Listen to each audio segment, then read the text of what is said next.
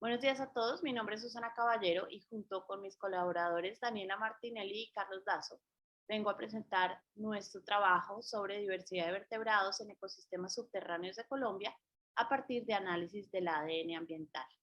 Todos ustedes tal vez conocen las técnicas de monitoreo tradicionales de biodiversidad, en donde se pueden realizar seguimientos directos de organismos, de animales, o se realiza búsqueda de rastros, por ejemplo, se buscan heces, se buscan comederos, etcétera, o se puede realizar también marcaje de dichos organismos. Estas técnicas presentan unas ventajas definitivamente, como que se puede confirmar definitivamente la presencia de un organismo en un lugar, y también se pueden realizar conteos para realizar censos, para hacer estimaciones de abundancia. Sin embargo, muchos de estos métodos tienen también algunas desventajas, incluyendo la inversión alta en cuanto a costo y también la inversión en tiempo. Y adicionalmente, no se pueden conocer otros aspectos sobre la comunidad cuando estamos enfocados en conocer solo un organismo u organismos particulares.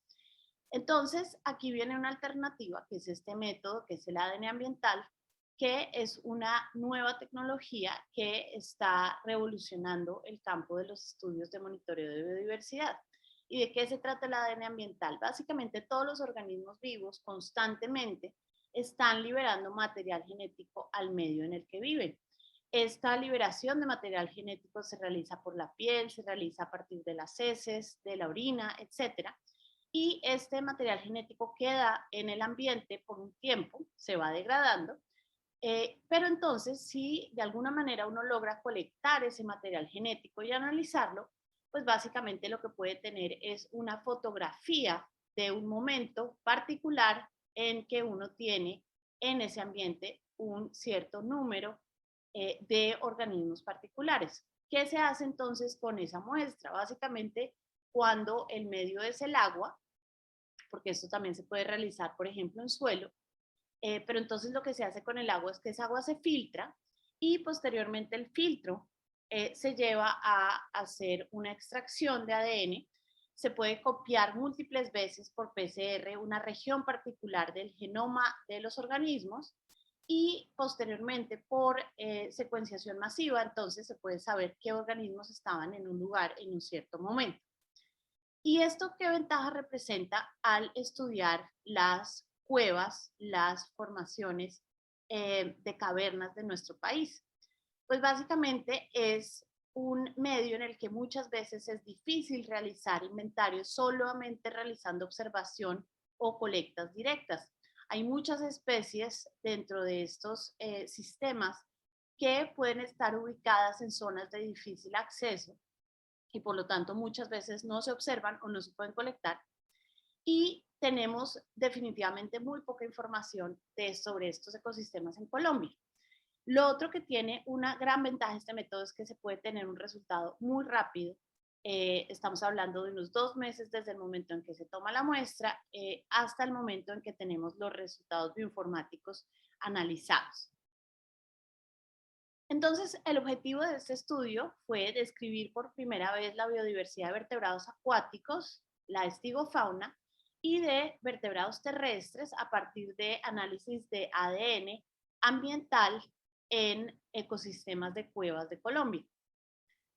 Se realizaron muestreos en 12 cuevas, en 12 formaciones cavernícolas en distintas regiones de Colombia, principalmente en la región andina, en los departamentos de Cundinamarca, Boyacá, Santander y Antioquia, y en una cueva en el Araraquara, en el Amazonas.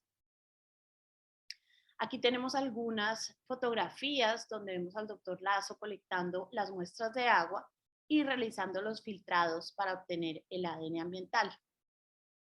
Entonces, ¿cómo se analizan esas muestras? Primero que todo, aquí a mano derecha ustedes van a ver un filtro. Este es uno de los filtros que utilizamos. Entonces, como ustedes ven, ese es un filtro que ya se ve una coloración como café. Eso quiere decir que ya el filtro se tapa y posteriormente entonces el filtro se cubre también con una solución que protege el ADN.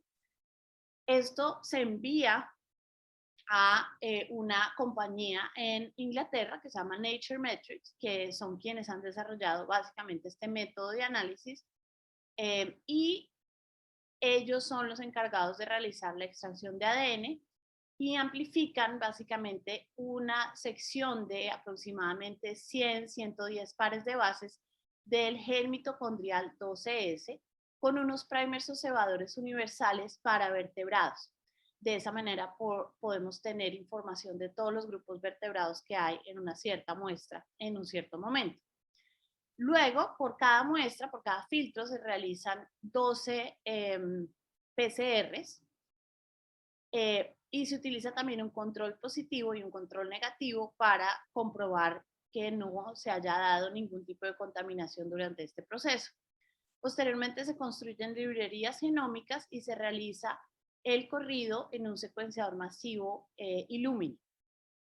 Cuando estas muestras se obtienen del secuenciador, básicamente se hace una comprobación de la calidad de los datos, se eliminan secuencias que podrían ser contaminantes, secuencias de especies, por ejemplo, como humanos o de organismos de animales domésticos, etc.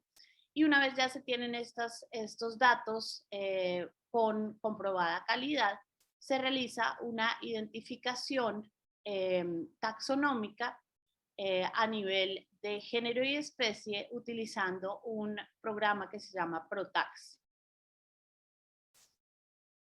¿Cuáles fueron nuestros resultados? Encontramos primero 60 géneros en total. Dentro de estos, la gran mayoría fueron peces con 30 géneros, seguido de 15 géneros de mamíferos, 13 géneros de aves, un género de anfibios y un género de reptiles.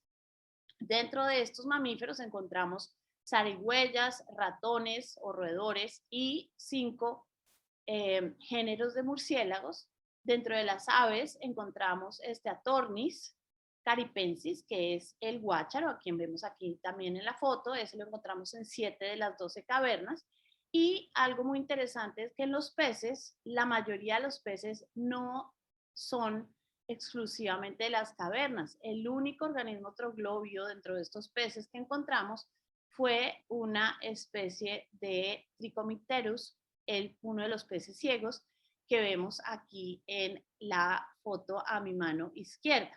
Adicionalmente encontramos Briconamericus, que es un género de nuestra cuenca del Magdalena principalmente, pero no es un organismo cavernícola, sino que posiblemente es un visitante a estos ambientes. Cuando analizamos la abundancia relativa, y por abundancia relativa lo que se entiende es el número de lecturas o el número de secuencias de ADN que encontramos de un organismo particular, encontramos nuevamente una alta diversidad, siendo las cuevas con mayor abundancia relativa o mayor número de lecturas diferentes, lo que es la cueva de la Danta en Río Claro, en Antioquia, seguido de la cueva El Ayal en Boyacá. También tenemos cuevas en donde tenemos mucha más baja representatividad de organismos, como esta que es la cueva La Fábrica, que también es en Boyacá, en donde solamente encontramos un género de ave, un pato del género Anas. Cuando realizamos análisis de diversidad alfa, utilizando los índices de Shannon y Simpson, nuevamente encontramos entonces la más alta diversidad alfa para la cueva La Danta en Río Claro, Antioquia, seguido de la cueva La Cascada del Ayal en Boyacá,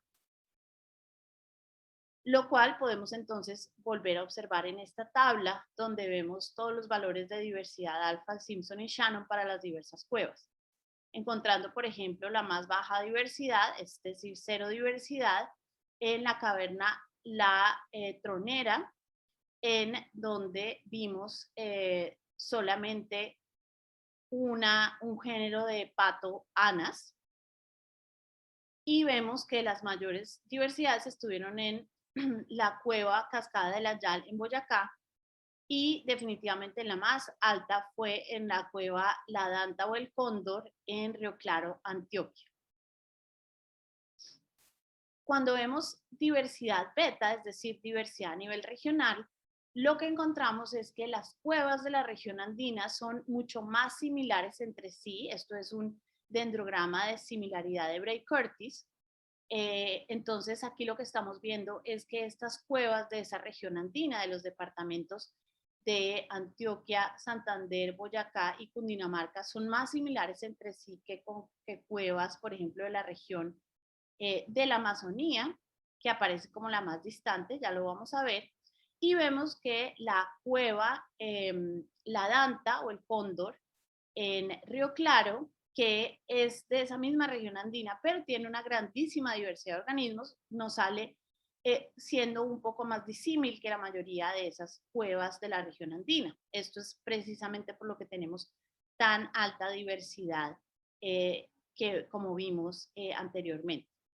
Encontramos entonces que la cueva de la Araraquara de la región de la Amazonía es la más distante debido pues a que tiene unos grupos bastante distintos a los que se encontraron en la región andina. Y tenemos aquí la cueva La Fábrica en Boyacá, que también tiene algunos grupos diferentes a los que se encontraron en la mayoría de las cuevas de la región andina, y por eso se ve un poco más distante, un poco más disímil.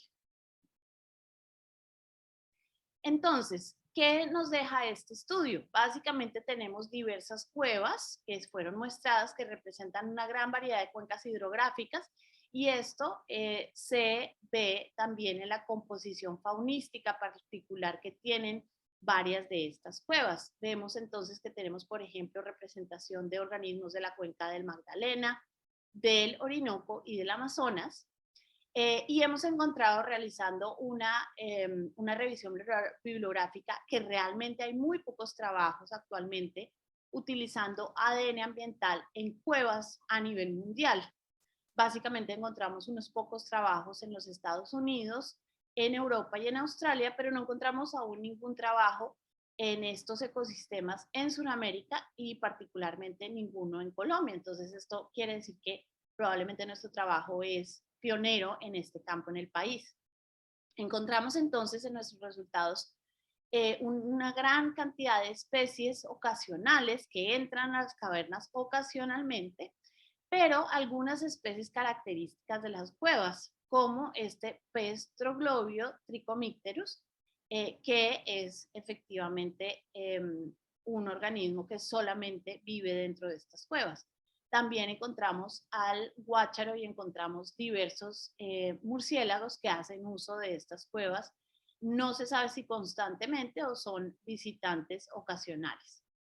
Se identificaron varias especies de mamíferos que no habían sido colectadas por métodos tradicionales, y muy probablemente lo que tenemos también es una subestimación de las especies detectadas. Probablemente esos 30 géneros de peces que encontramos representen realmente unas 40 especies de peces, porque ¿cuál es el problema que tenemos? Que la gran mayoría de las especies que hay en nuestras cuevas pues no han sido estudiadas antes y probablemente no hay datos genéticos en las bases de datos públicas con las que se hacen las comparaciones. Entonces, es muy probable que tengamos una subestimación de especies detectadas. Entonces, como conclusiones de este trabajo, pues tenemos que es la primera aplicación de este método en Colombia, que tenemos claramente la necesidad de mejorar las bases de datos genéticas que se utilizan para realizar las identificaciones, ya que entonces muchas veces tenemos identificaciones que no son correctas. Por ejemplo, en el caso de una especie de peces que es Piaractus, el género Piaractus, nos identificó la especie del río Amazonas, ¿cierto? Pero realmente esto era una muestra de la cuenca, pues digamos de cuevas que son parte de la cuenca del Orinoco, entonces probablemente era la especie hermana de este grupo. Entonces, como no hay muestras, como no hay datos genéticos de esa especie en particular, se realiza una identificación errónea, y por eso es que necesitamos entonces tener unas bases de datos mucho mayores y de mucha mejor calidad para estos organismos para poder hacer unos inventarios mucho más completos. Este método también es muy útil para revisar zonas de distribución de especies. Probablemente hay especies que estamos encontrando en las cavernas que no se sabía que podían usar este tipo de sistemas, y esto nos lleva entonces a preguntarnos cómo realmente poder mejorar la manera en que estudiamos la distribución de muchas de estas especies. Adicionalmente, tenemos una posibilidad muy interesante de detectar lugares donde iniciar estudios sobre biodiversidad de cuevas, y también para posteriormente realizar eh, actividades de manejo. Con esto quiero dar las gracias a todas las personas que nos han apoyado este trabajo, a personas de las comunidades locales, a guías que nos han llevado y que nos han mostrado estos lugares tan increíbles que tenemos en el país. Y gracias a ustedes por su interés en nuestro trabajo.